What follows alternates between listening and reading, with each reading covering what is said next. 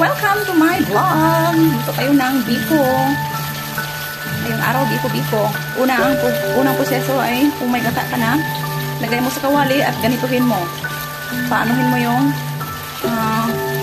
oil niya. Palabasin natin yung oil. Tapos halo-haloin.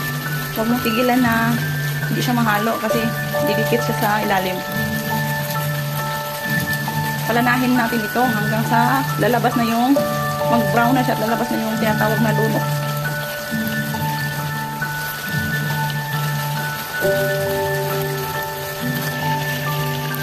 Brown na siya konti. Malapit na to. Malapit na siya magiging lunok. Ay! Malapit na siya magiging lunok. Konting-konti na lang. Naalala ko tuloy si Lola ko noon. Lola Pamping. Kada hapon gumagawa siya nito. Naglalana siya ng coconut milk. Ganito siya. Tapos kami, kada hapon pupunta kami doon sa bahay niya at nakapila kami at hihingi ng lunok. Tapos sabi pa niya, o sige, magkuha kayo ng dahon sa kakao. Doon ilagay yung lunok sa loob ng kakao. Dahon ng kakao. Ganito. Pag golden brown na siya, naamoy ko na yung oil. Yung magiging latik. Ito yung tinatawag na latik. Ito, yan siya, oh. Yung magbabrown na, oh. Ay, nako. Gumagawa pala ako ng biko, guys. 3 cup ng, rice. 3 cups of rice. Bagan natin yung hanggang sa matapos to. So, ayan na. Nagiging lunok na siya.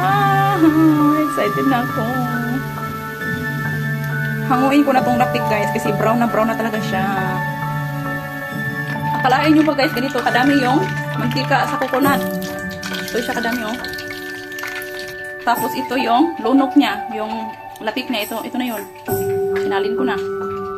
Parang naramihan ako sa mantika niya. So, binawasan ko konti yung mantika. Tapos, lagyan ko na ngayon ng sugar. Muscovado sugar. I-mix natin yung sugar. Dissolve natin sa mainit na mantika galing sa coconut. So, ganito siya, guys. So, tunawin natin to hanggang mabunaw muna siya ng maayos.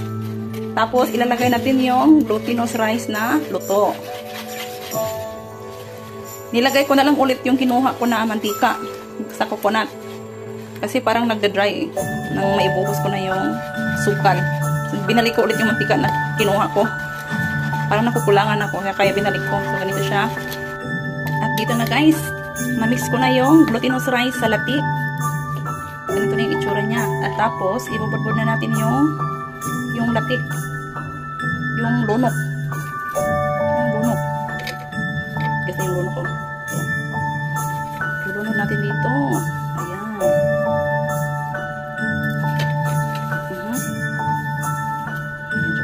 So, andito na, guys. Natapos na rin yung biko natin. Yung araw na to. Sana'y magustuhan. Comment na kayo kung paano ito lutuin. May supra, oh. Ang dami pala, oh. Merienda na ito mamaya. Okay. Thank you, guys, for watching. This is Heavenly Shine from Cinco 5. See ya!